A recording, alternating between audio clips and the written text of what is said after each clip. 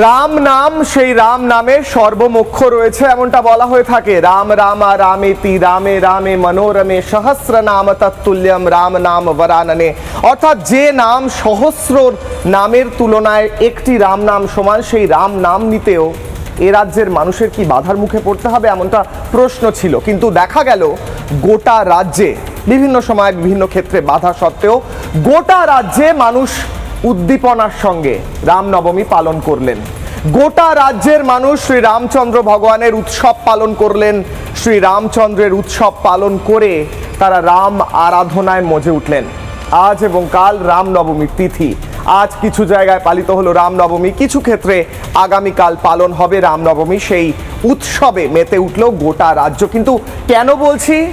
কারণ এর পিছনে পলিটিক্যাল সিগনিফিকেন্স, রাজনৈতিক গুরুত্বও রয়েছে। কেন রাজনৈতিক গুরুত্ব?